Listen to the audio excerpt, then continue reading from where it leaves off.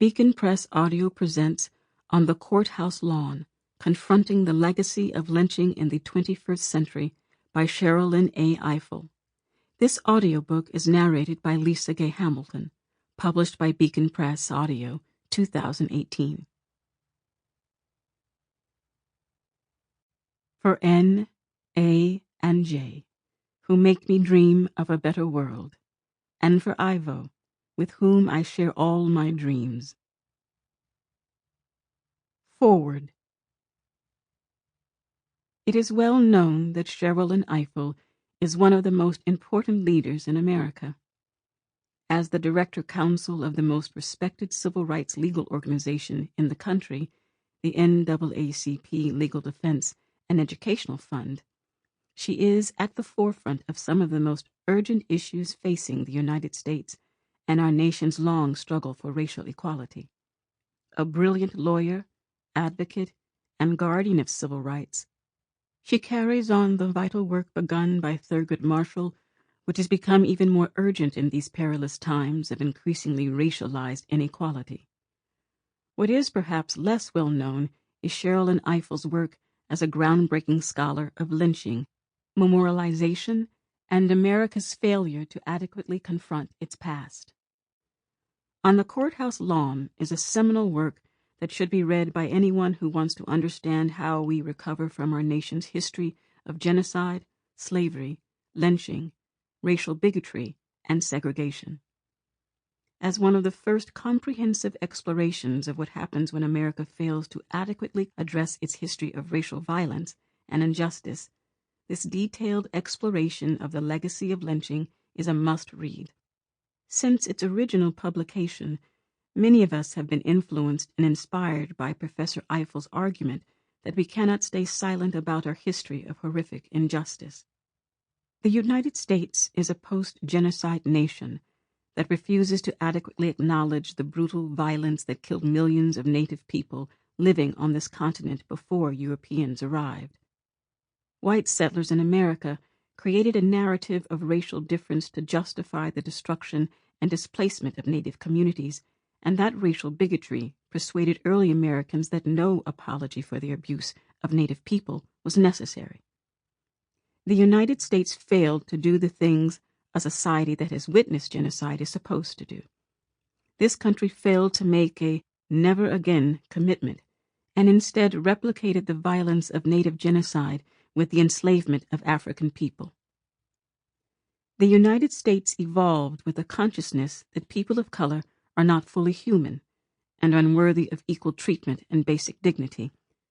This racial bias allowed this nation to embrace 250 years of slavery and allow Africans and people of African descent to be beaten, abused, humiliated, imprisoned, and enslaved for the comfort and prosperity of others, especially white Americans, whose ideology of white supremacy made abuse of black people moral and acceptable. Slavery cast a painful shadow over American achievement. The economic, political, social, and moral development of the United States was deeply compromised and undermined by racial bigotry.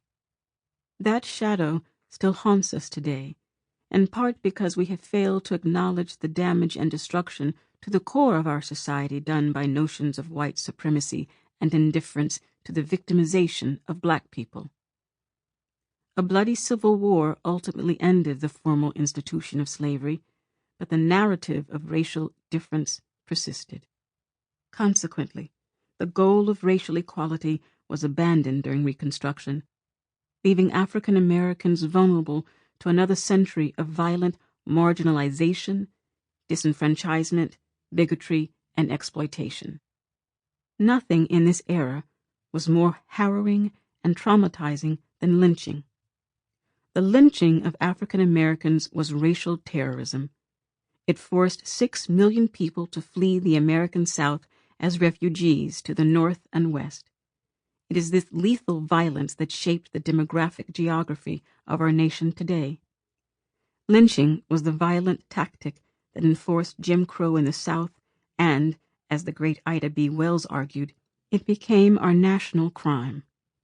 For decades, Black people were hanged, tortured, drowned, shot, mutilated, and burned at the stake. The perpetrators of this violence took pride in their terrorism. These American terrorists were celebrated by their communities, who frequently came out with their children to cheer them on.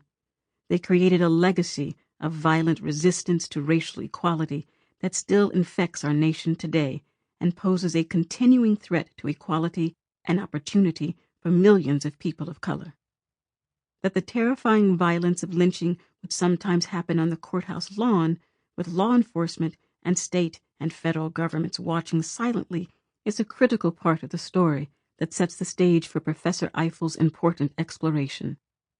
What do we do as a society to begin to address such a violent, repressive, and terrifying past? How do we recover? Until recently, we have been largely silent. Professor Ifill condemns that silence in a rigorous, thoughtful, and persuasive argument about our collective need to remember. On the Courthouse Lawn presents an urgent, timely, and critically important perspective on how a nation with a bloody, violent, and racist past must confront the truth of its history if it hopes to move toward equality. For people who seek racial equality, who want an America where justice for all is not an empty slogan, there is critically important work to do.